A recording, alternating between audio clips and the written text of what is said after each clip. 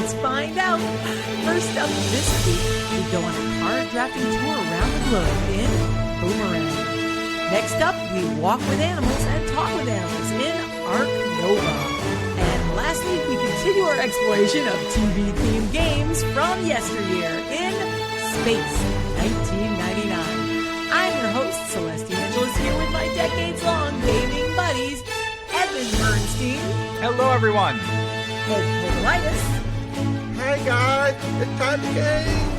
And Mike Crinier. Na.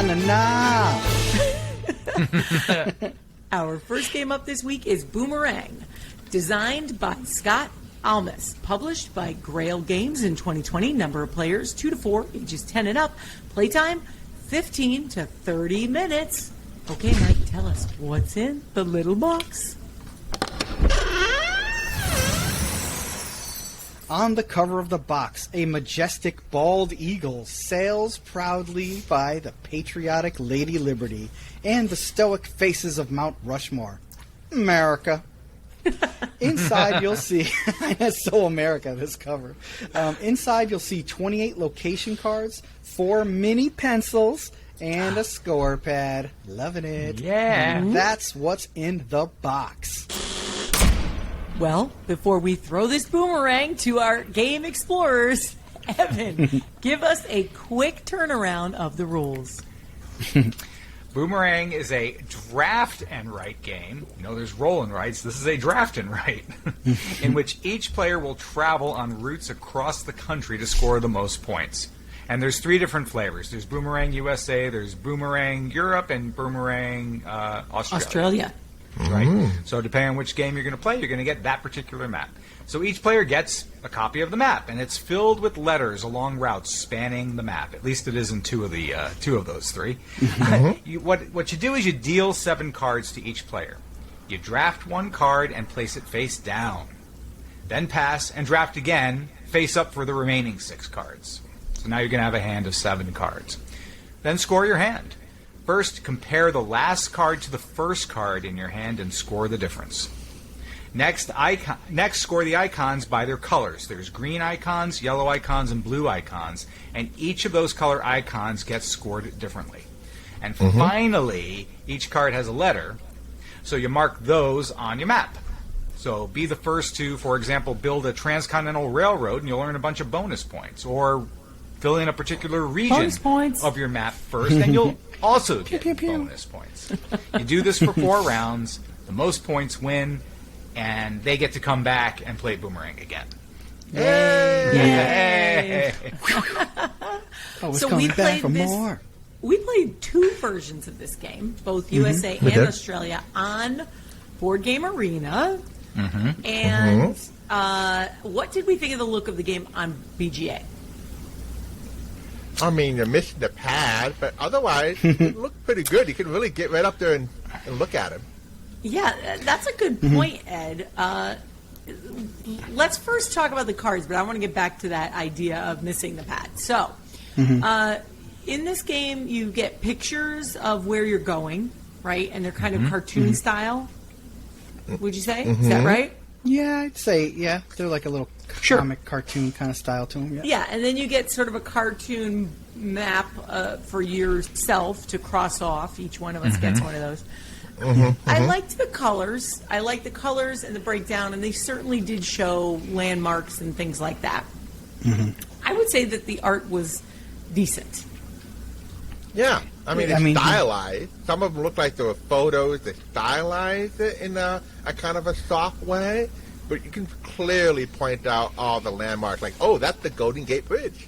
Yeah. If you're American, you can definitely point out the American landmarks. I can't speak for the Australian landmarks, but... Oh, yeah, no, I was... I definitely needed a guidebook for those Australian landmarks that we were looking at. Yeah. That's kind of the educational aspect of the game in a way where you get to see landmarks of places you might not necessarily know. Well, that's true. Good point. I have a general issue with write games on Board Game Arena or any other format. Roll and write, draft and write. Because the writing is part of the game, and you are you're not allowed to partake in that particular experience. And that is a part of the enjoyment of the game that inherently is gone. So I have a little bit of a problem, generally speaking, with these on the game platforms online. I definitely hear what you're saying there, but I think Board Game Arena made a nice compromise in a way where they're showing you a digital version of your score pad, and you're seeing like little pencil lines of your score and little X's on the map as you go. So it's not a bad facsimile considering it's all digital. But it is a facsimile. Yeah, right? it is. Right. It is a facsimile. I think I get... I was going to say I get more tuned in when I actually take pencil to paper. You know what I mean? I know what's going on more. Like, that's one of my learning strengths, I would say, is when I write something down. So it did take that away from me. I totally get that, where you're coming from. Yeah, because I automatically filled it in. You didn't get the pencil over there and fill it in yourself. Right. I might have enjoyed the journey a little bit more had I been able to track it on my own. And another problem with it doing all the writing is you're not, and this is a problem with a lot of games on BGA, is you lose the ability to kind of understand how you're scoring. Because it's doing everything for you. It's doing so many pieces of the keeping track and scoring for you that you're like, how did I get that point? What exactly, what point did I get? And that can be frustrating. It almost goes too fast. Yeah, I found myself not really being able to like understand where my points were coming from a lot of times because I mean, there was a chart there, and if I read the rules myself instead of us being lazy and letting Ed do all the rules for us all the time, I might have tuned into that a little bit better. But I found myself wondering, oh wow, I didn't know why I didn't score for that, or what did that score come from? That's awesome, a couple times. So. Yeah. And Mike and I got 7 points there. Let me do that again. How did I get those 7 points? Yeah, exactly. And Mikey and I got mad at Ed because we didn't understand the rules enough. And there's a problem with that, isn't there, Mike? I mean, it's really not fair of us to get mad at Ed for that, because I don't think he's doing it on purpose, but every game almost, there's like, you're going towards some goal that you think is going to work, and then Ed goes, oh, by the way, just a reminder, or, oh, yeah, something I forgot to mention before. Well, it's like, oh, no. Or he mentioned it, we missed it, but we still get mad at him for it. Yeah, of course. Right. It's right. There are times I kind of mention it, but because I'm mentioning 10 other things, didn't necessarily drive the point home. I have a feeling, Ed, though, that you get a little touch of joy out of how mad we get that you forgot something. Your impish little smile. I mean, a little touch of joy out of your anger and frustration. I mean, occasionally, I suppose. Yeah. Oh, yeah. Not just anger and frustration. Anger and frustration over the fact that we were too lazy to learn the game for ourselves. Yeah, totally our fault. That's and right. It's almost vindicated. Too lazy to listen while I was explaining it. Yeah, even worse. He actually explained it. And we didn't listen. Yeah. I think I'm a little better than Celeste in the listening part. Oh, yeah. I'm far more distractible. Far more distractible than you are. You know what distracted me in this particular game of Boomerang was the map itself. And what I mean by that is that I'm so focused on concentrating on the map and trying to either complete a route or trying to complete a section of the map first before anybody else so I can get those bonus points.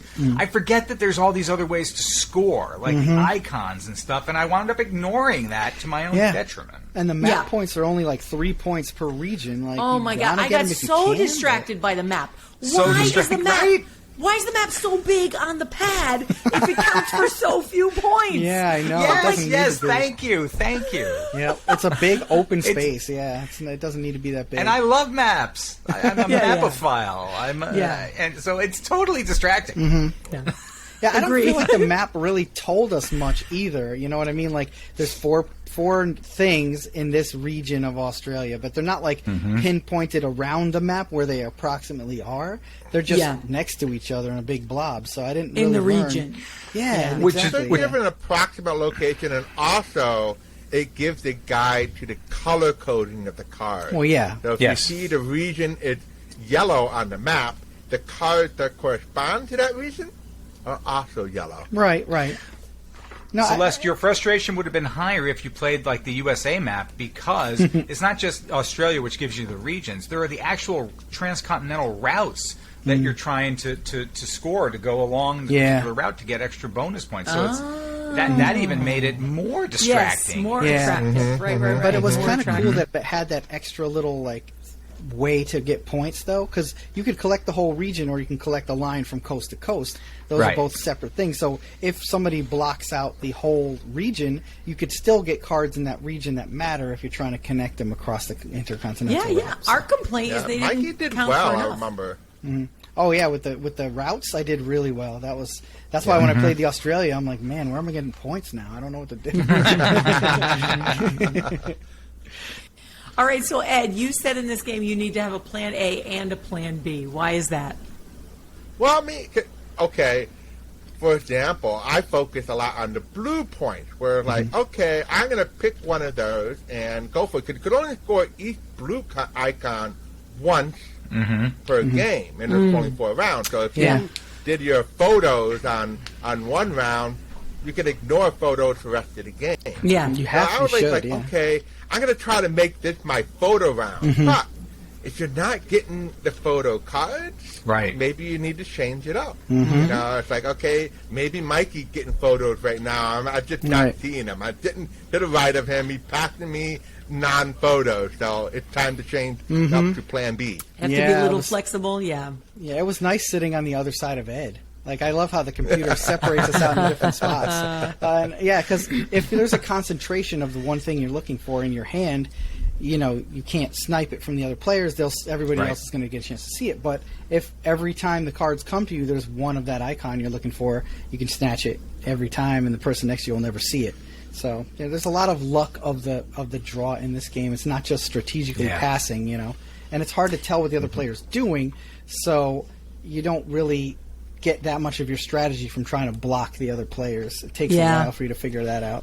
And Mike, you said you didn't really feel the connection to the theme. What do you mean? Yeah, I mean, that's kind of what I was saying is like with the map and stuff. Like, I just felt like I wasn't traveling. You know what I mean? I was just collecting letters that have the same color to them or getting sets of symbols. I wasn't like, oh, yeah, kangaroos do this thing that kangaroos do. Like, oh, if you get kangaroos, you can hop one of your things to another region. Right. That's Stuff Yeah. something in your pouch. Yeah, right, exactly. Like something, you know, I was just like looking for some kind of way for the theme to inform play, as you like to say. I got a little bit distracted by all of the things you had to match and all the things you have to score, right? Like we were saying before, the map is so big. I just assumed that was going to be the majority of scoring, and it is not. There's maybe 4 groups of things you need to score, and a couple of them are a little confusing. So. Yep. Or harder to sort of pay attention to. So that I got a little bit lost in scoring. Yeah, in that vein too, Celeste. Like when you're talking about real estate for importance kind of comparison, like the collecting a pair of the same animal gives you this tiny little point number in the Yeah. corner of how much the value of that animal is Yeah. worth. You know, Yeah. so if bears are worth 5, you'll see a tiny square of a bear in a yellow, and then an even smaller number 5. You know, and it doesn't say you need to collect 2 of them. Like it doesn't. No, it 2x doesn't. equals 5. It just Well, says it 5. does have a little 1/2 there, but yeah. Yeah, right. You have to Are you- understand It's even that. smaller than It's even everything smaller than else that. that was small. Yeah, exactly. It's not even bold. It's like so the importance of what's on the icons gosh. is not represented in their symbology. size. Yeah. Could- Always a read little the fine stronger. print, folks. Always read the fine Fine print is where the information is. That's right. Okay, explorers, it's time to dig up or bury Boomerang. Mike? I've played a few times now, and what I've noticed is that there are no actions or series of actions that make me feel like I've done something big, epic, or exciting, or worked up to something cool. And I cannot even construct a scenario where something like that would happen in this game. So for just that reason alone, I have to bury it. Evan?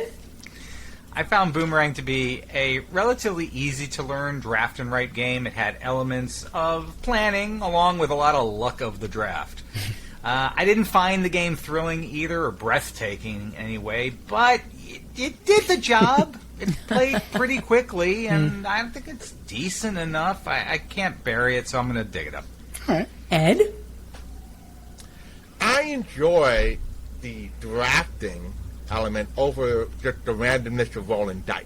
So for a X and right filler type of game, it's okay. Right. It's definitely not an exciting game. It's like, oh yeah, woohoo! Right. Don't really get that.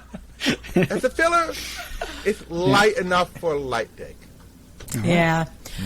I'm going to say that theme just did not inform play the way you would hope in a game about travel, the way it does in, say, parks.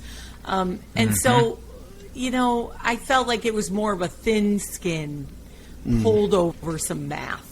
That's what it felt like to me. So I'm going to have to bury it.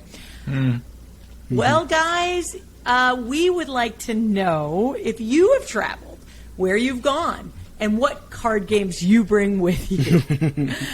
Find us on social media everywhere under Which Game First. Hey guys, what's going on with Which Game First? Evan? As you know, Thursday nights is Which Game First live game night, 7 o'clock on the East Coast of the United States. In fact, we just got done playing a game. Hope you were there to join us for it. And so we play on one of the various online arenas or platforms. There are several, Board Game Arena being amongst them, but there's others as well.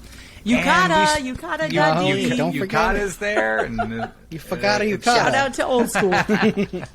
Definitely. But we want you to join us because we interact with you. We take your questions. We do banter back and forth. We play trivia games with you. It's very interactive, a whole lot of fun, and we can't think of a better way to spend our Thursday nights with you helping us learn a new board game. That's Thursday nights, 7 o'clock East Coast U.S. time. And am I wrong in thinking more of the people that tune in are watching us on YouTube instead of on Facebook or Twitch? It seems to vary from week Yeah. to week, but like you said, we're on YouTube, we are on Twitch, and we are on Facebook, and you can catch us at all those places. And I think it just depends on the week. Yeah, and we follow the feeds on all of them, so you can go anywhere you want and still interact with us. But I hear that some of them do it so that they can watch us on their big screen television, which is terrifying. Oh, God, they're going to see this in a bigger That's size. a lot of face, Why would right? you want That's to a do lot of that? face. What's wrong with you people? I also want to go ahead and mention our Board Game Design Conference. Tickets are still available. You can catch all of the videos. This was a conference we did last year and a half ago. And it's still a great opportunity to check out all kinds of information about designing board games. There are presentations from industry professionals, great names on playtesting your games, pitching to publishers, how to collaborate with artists, being a game designer, self-publishing. It's the Psychology of Game Design by Martin Wallace. Love that. One was a lot of fun. Social media marketing, the art of working with a development team, getting a degree in game design, setting up your business for games. All of that. We covered so much, and for $10 you can get access to all the videos. There's more than that. With a fun introduction by our old comedian friend who actually is doing an hour now of board game. Wow. Like an hour of board game stand-up, which was phenomenal. What's his name, Mike? Grant Lyon, and that dude is Grant all Lyon. over the TikTok every day. A couple posts. He is And Instagram speaking on too. Instagram, Yep, yeah, his Insta, catch Grant Lyon on social media, Lyon. He's fantastic. He emceed our Board Game Design Conference. We were there too, asking questions, moderating. It was great. Great time. We hope you, if you're at all interested in game design, we hope you'll check it out. It's definitely worth it. Really good. Yep. We want to also thank our patrons. Thank you so much to our new patrons, our old patrons. You guys keep the lights on. We deeply appreciate it. And if you become a patron of this show for just $3 a month, you can go to our website, whichgamefirst.com, become a patron. You will get access to our exclusive patron-only podcast called Hadouken Bonus Points. Bonus points. Bonus point. we do it every other week just for you. You can come live and listen to us on Discord, or you can catch it in your podcatcher later. Thank you, everybody, for listening. Let's get on with the games. Thank Let's you. roll. Thank you. Our next game up this week is Arc Nova, designed by Matthias Wieg. Do we think it's Wieg? W-I-G-G-E? It is now. I think Wig. Wieg? Wieg. All right. One of them, and we apologize to Matthias. Published by Furlan Spiel.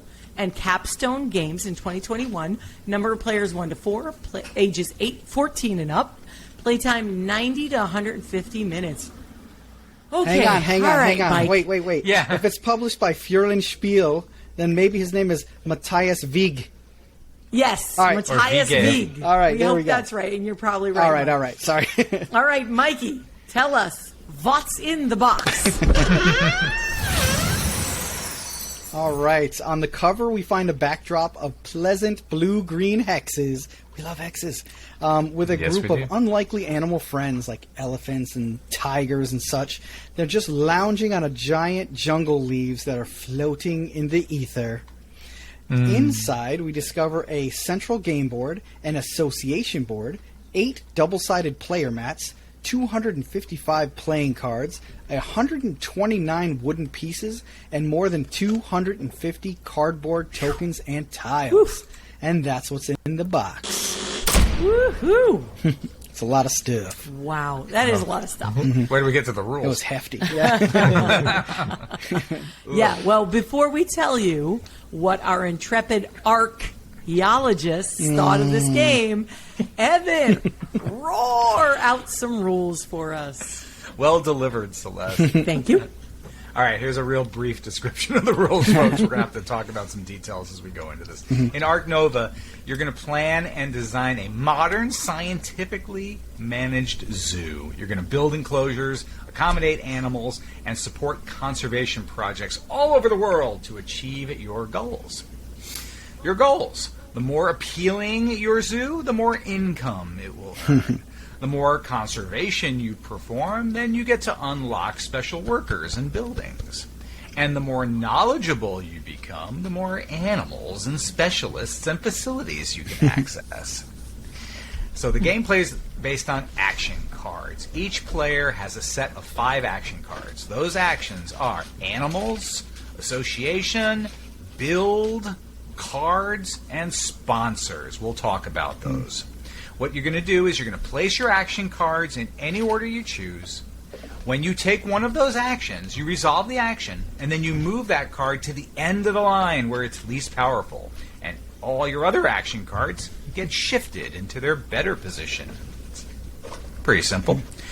But it's not that simple. The game ends. The game You say ends. so. The game ends when one player's pair of scoring markers meet. The player whose green track marker is farther ahead of their black track marker is the winner, and they become the newest, zooiest, reviewiest enthusiast in the Oh, world. wow. New zoo review. Thank you very much. Spent all afternoon writing that one. Wow. Oh, boy, yeah. It must have taken a long time, Evan, to pare down any sensible reading of what this game is about. Yeah. I because- hope I did it a little bit of justice. Yeah. Because Yeah. there's so much more to that I game. definitely Yeah. feel going on that as you well. got the base of the game covered, like how to win and what you might be doing during the course of it. So that's cool. Yeah. Yeah. So, guys, let's start at the beginning, right? The components and art in this game. It's really photos, right? Yeah, it looks like. Yeah. There are a lot of photos. A lot. Yep. There are actually some graphic designs and stuff like that too, so it's not strictly photos. But Oh, yeah. I think the most So- appealing art in the game for me are all the animal pictures, and they are spectacular. Yeah. All unique, absolutely. too, right? I mean, I didn't see a Absolutely. lot of duplication going on, so. No. Yeah. Every No. animal card is unique. There's one of each. Which is Each wild. specialist card. Yeah, and there's one hundreds of each. them, right? So somebody spent Oh, a yeah. lot Lot. of time at the zoos to get all those pictures. Like hundreds of pictures that they used. It's great. Yeah. Okay, so in addition to that, holy cow, the components. This is okay. Tracking, Overwhelmed. yeah, I am because I'm looking at some pictures of it, and oh my goodness, so many little doodads, cat unfriendly doodads, Oh, yeah.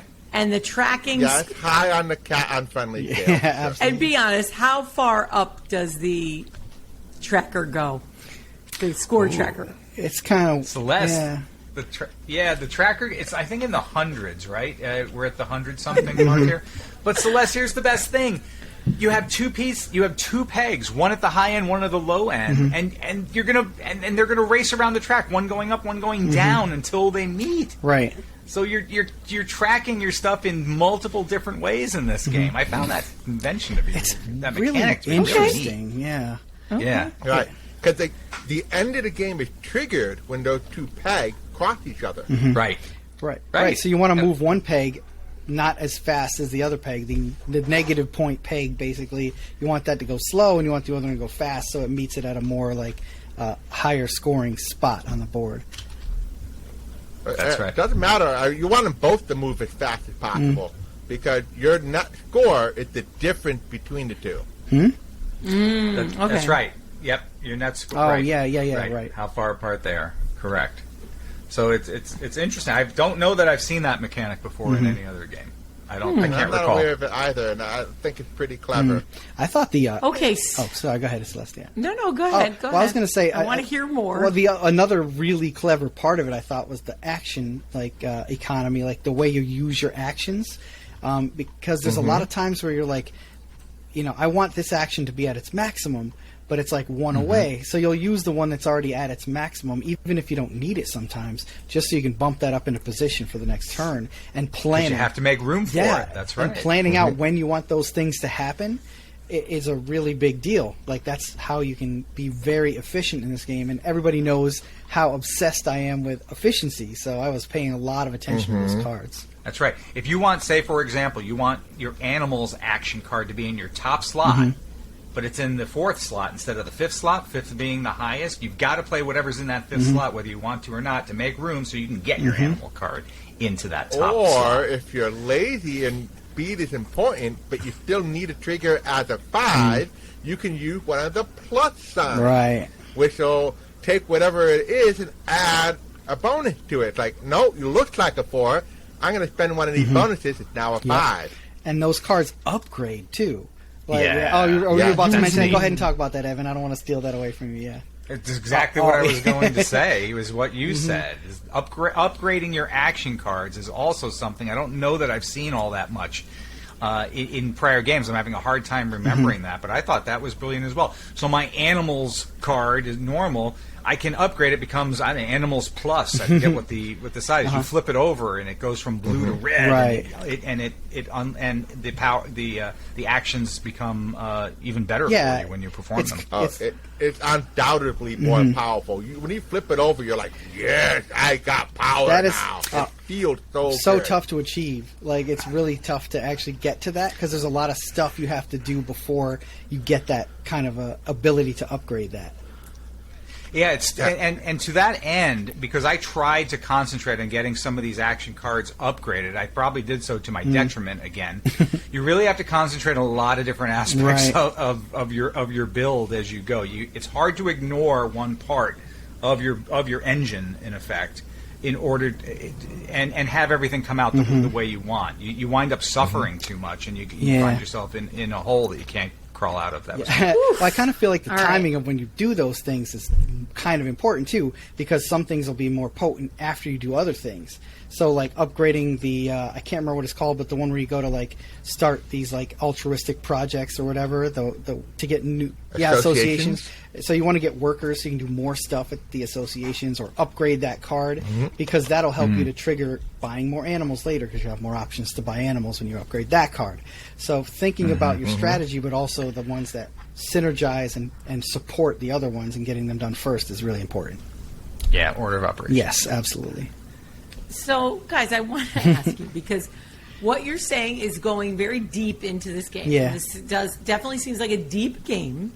It I is. think that Without doubt. I wonder if the rating on the weight of this game is rated on Board Game Geek like most games are. It's rated, though, at 3.71. I love that they go to the second decimal point. 3.71. I love that they go to the second decimal point, okay, in Board Game Geek. But 3.71 out of 5. It seems even heavier to me than that. So I want to ask you, like, how were you in managing all of the things that you could do and managing what you could do in a turn. So what I mean by that is, for example, in the cards that I'm looking at, I'm counting 5 formulas on a single card with 12 individual symbols, as an example. Yeah, the iconography is heavy. Yeah. So what are you using? A reference chart? All right. How did you guys manage that? How did it feel? I mean, for me, it was a little overwhelming, especially at first. It kind of reminded me of that level of complexity that, like, Terraforming Mars has, where there's several parts of the card that you could be focusing on, but you could kind of isolate some of those that matched your strategy and not pay as much attention to some of the other ones. So sometimes you're just like, oh, I need this symbol, I need multiple of this symbol. That's the card I want to go for. It is iconography heavy. Yeah. And like most of those games, you have to learn the language a little bit first. And then at that point, the cards become intuitive. Because I like the iconography in a sense, because otherwise, there'd have to be a wall of text there. And I think because, you have to learn the iconography, but once you see it, it's like, aha, this one is going to give me Predator icon, and it's associated with Africa. So, that's what I'll need. I want that card. Oh, and it's worth 6 victory points. Yep. Yeah. I mean, if you look at one of the cards, like just the top half of the card, even though there's a lot of symbols there, there's only really 3 regions of symbols that are there. One is like the cost, one is the value, and one is the prerequisites kind of thing. You know what I mean? So it's, even though there's a lot of different symbols in there, it's really just, means the same 3 activities that are going on in the card. Some of the complexity comes in at the bottom of the card, and that's also where your synergy comes in a lot of times too, because things will boost other things that are on the board. Celeste, in order to put a specific animal into your zoo, you have to create the correct size enclosure in your park or in your zoo in order to do that. And that's all that information is also on that animal card that you have to read into. Right. So not only is it trying to figure the card out, it's right for you and what it's going to yield and do for you, you got to make sure that you built the right kind of place on your tableau first. And you got the right space to put it in. These multiple layers of having to think about these things. Yeah. And these tableaus on top of all that, you still have the regular resource of money. That's true. It's like, I have to make also money not free. too. It's like almost a side thing. It's like, I forgot I have to pay for it. Right, so it's business management on top of taking into account scientific concerns. Yeah, it kind of saddened me that like a lot of what you need to do in this game is to impress guests rather than doing science. You know what I mean? To keep your scientific project going, you really have to sell it to the public and get that money. Yeah, but there is a science strategy in the game. Getting a whole bunch of science icons, get the right science project, and get. That's what I did. I went all kinds of science in this game. That's why I was like, oh man, I got to get money too. But sometimes the projects pay off a little bit, so it helps to keep you floated. Or you can get cheaper. That's a real concern in real science. It is. No. Yes. Unfortunately, people can't research what people are not willing to fund. Yeah, and it could be very important things that they're trying to research, but if they can't excite the public enough, or at least the people who are paying the money, they can't get funding. Yeah. Mm-hmm. It doesn't get researched. Yup, sadly. Yeah, sad. Okay, explorers, it's time to dig up or bury Ark Nova. Let's start with Ed.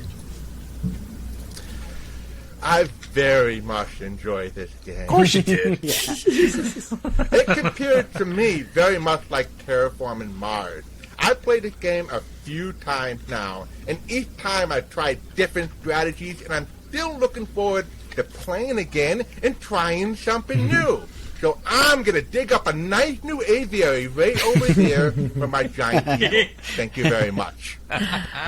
Mike? I mean, I'm definitely on the same train that Ed is on. I found the symbolism a bit tough, though, to follow in this game, but there's so many strategies and synergies to explore and ways to just change the game for you each time you play, tough decisions to make. I definitely want to give it another try, so I'm going to dig it up. Evan? Ark Nova, it's a medium to heavy Euro game that, like most of these types of games, has replayability up the wazoo. It has a lot of classic Euro gaming conventions, along with some that I've not encountered before. I really like that. It's a long game, Celeste, but if you have the time, it's worth it. Dig it up.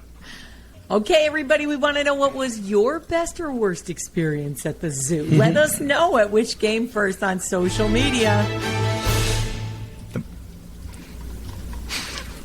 Our last game up this week is Space 1999.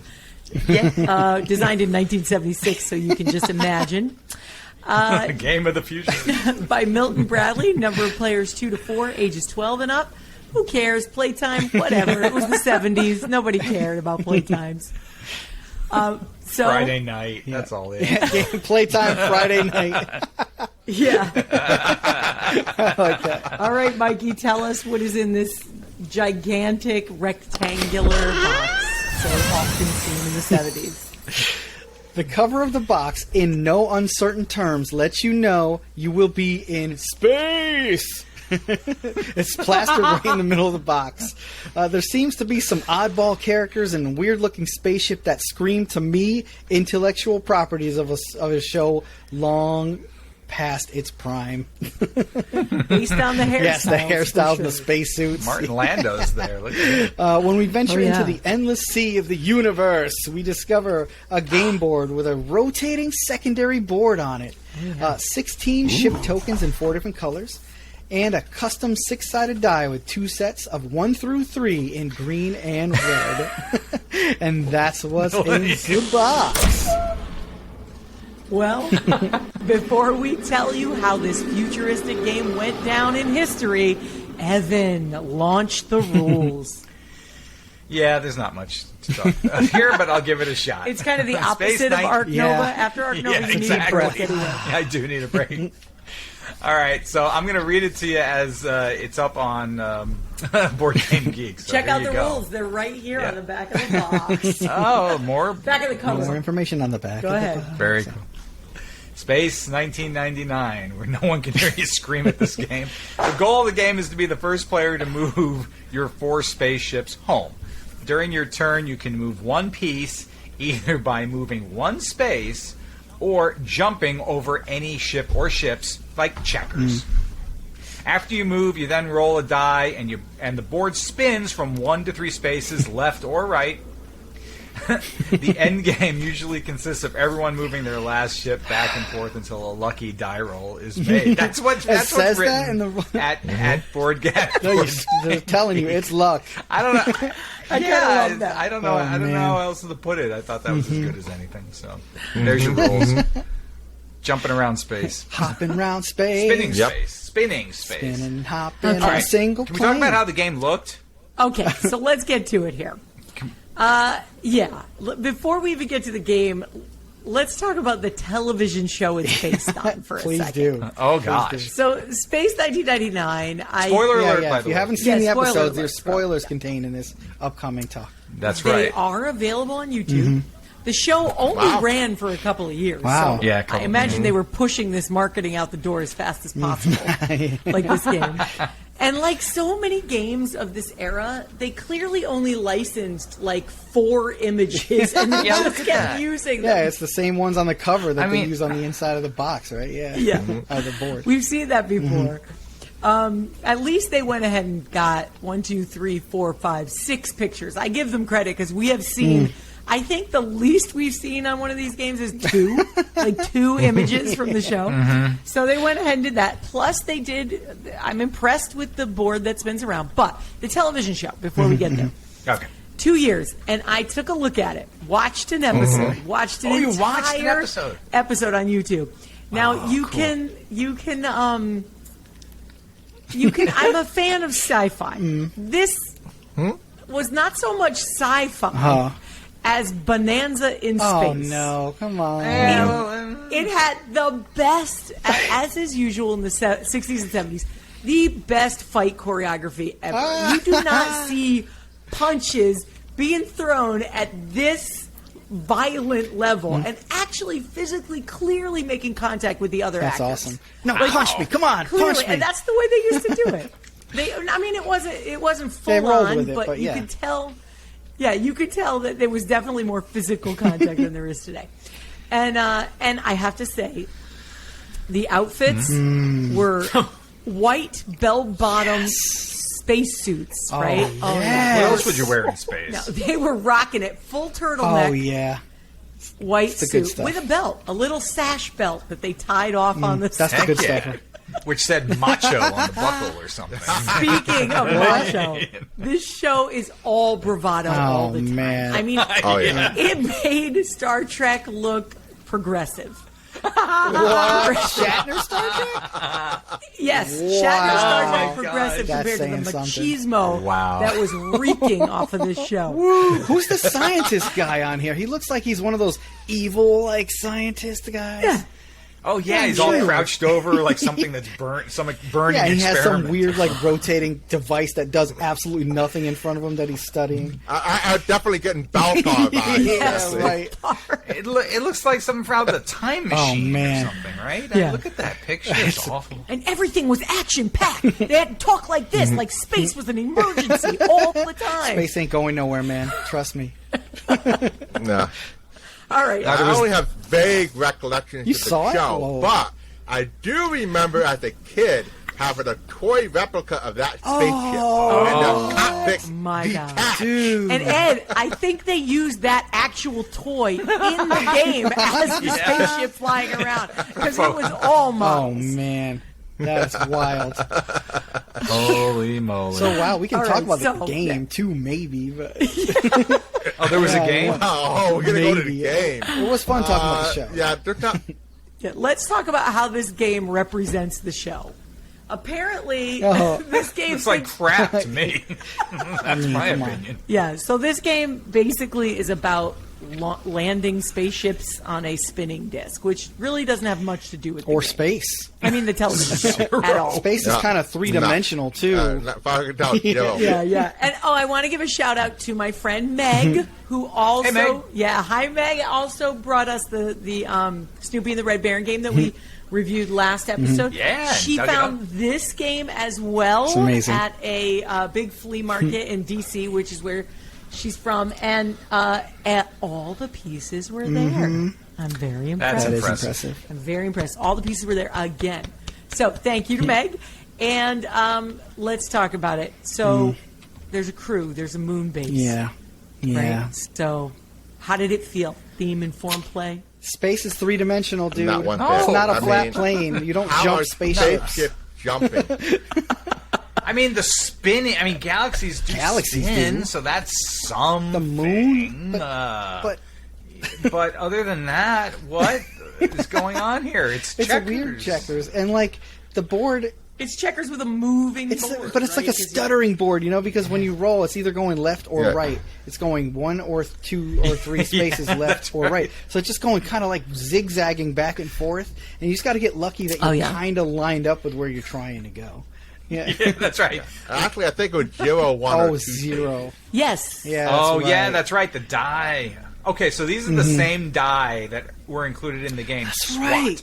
That's Yeah, right. I same forgot about exact that. Same die. Same exact So wooden die. the advantage to owning both these games, if you lose die for one, you're covered. Oh yeah, I was just Yep. as mad about the Yep. 0 on that one. Like, at least but at you least were. 0 on this one means that it doesn't move and you can go where you intended to like point to in the first place. So at least 0 has a purpose here Yeah. rather than just lose a turn or like do nothing.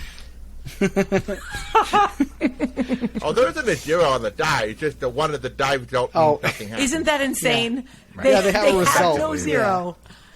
Yeah, the 1 means you don't move. Yeah, it's And what does the 2 Right. mean? um, That you move You- 1? And the on. 3 means you I- move 2. yeah. Brilliant. I mean, Brilliant. yeah, it's brilliant. Right. Well, you know who thought Hey. it was brilliant? The marketing department, who had to pay for those dice or didn't have to pay for them after they made the SWAT game. That's who liked Yeah, it. exactly. So they're like, Right. let's just we got use all these these. dice left over. Yeah. Seriously. Hey, use those. Okay, make Yeah. a game around it. Okay, Yeah, can you guys done. make a cheap to make game around these dice that we have lots of extras from the last game? Hey, do you think we should play test this? Sorry, it's already Yeah, out if the you door. don't think Milton Bradley finds ways to reuse their stuff in different games, you are sadly mistaken. Oh goodness, no! Goodness, no! Oh, They my always, gosh. always frugal Yep. to the last. Yep. So, course. on the cover of this game, it says, "Object: Be the first commander to land a fleet on a hostile planet." That's a win. Oh no, to land fleet on Yeah. hostile Yeah. planet. Right, it's written like it's translated from English to Japanese Yeah. back to English or Oh, something. Yeah, man. be the first commander to land fleet on a hostile planet. That's it. That's the whole object of the game. Did it feel like you were a commander? Did it feel like you were landing a fleet on a hostile planet? I mean, you were landing them somewhere. No. This game blew Twilight Imperium out of the water. And complexity, strategy, depth, like, oh man, it's just... That's Components. All right. Components. Color right. I mean, text. Listen, there was... A component, too. Don't True. forget the I mean, component. player one has a massive advantage because you're all trying to get to the same goal, but you have, like, completely symmetrical Yes. starts, except for Yep. one person starts earlier than everybody else. You know who really has the advantage? The one that guesses the random Yeah, movement correctly. Yes. Aha. It is luck. Takes a lot of skill Yeah. to get this random. Ed, is there any decision making here, or is it all just luck? Ed? He's trying to say thinking something about it. nice. I think your best decision would be to not play the game. All right, wait. Like global Let me give nuclear a war. minor defense to this game, regardless of whether it deserves it or not. Okay. All right. So there was Please. a Wow. sort of decision to make because there's an kind of an outer rim of the board where you just kind of can just plant your piece there and ride it around and hopefully it gets to where you want to go. Or there's the inner circle, which kind of, when you think about gears and stuff, it kind of moves faster, because it's on the inside and then you can shoot out and go where you want to go after that. So that was the decision that you're making. Yeah. The decision decision. to do the right thing, which is go inside. Yeah, which is get lucky. go to the inner circle. Yeah, doing the right thing means being lucky. But Yeah.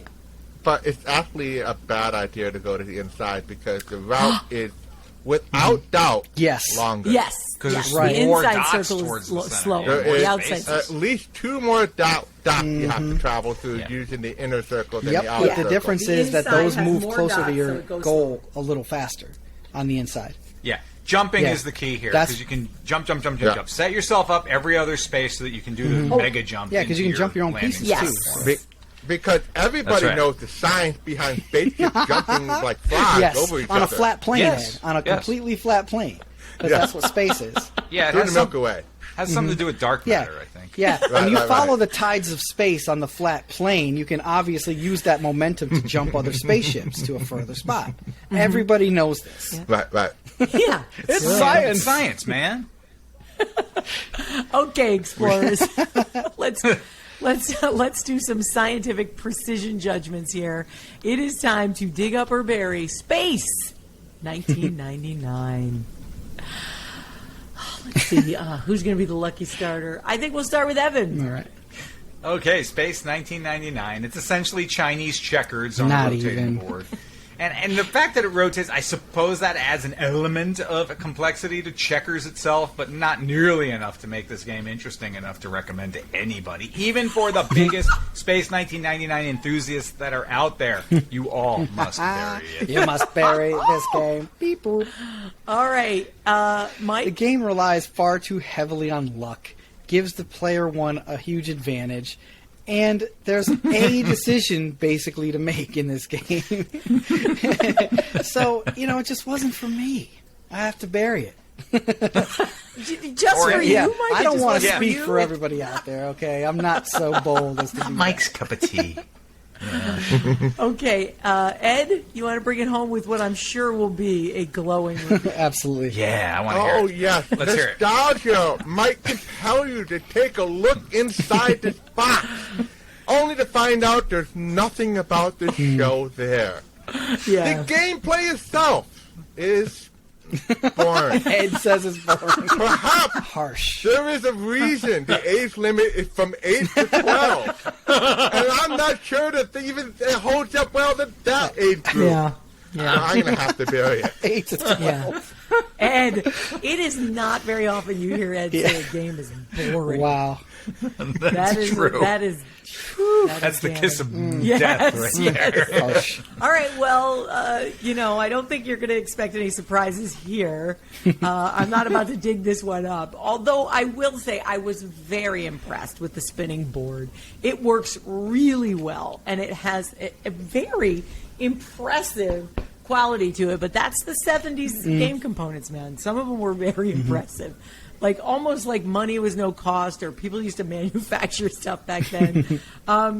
Anyway, besides that, though, other than that, I guess you could hang it on your wall and maybe spin it around. But as a game, no, bury it.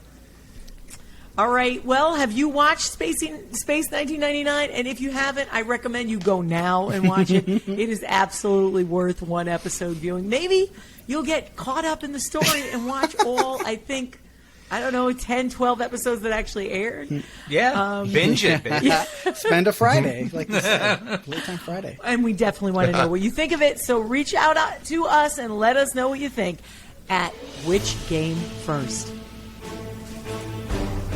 And that brings us to the end of our show.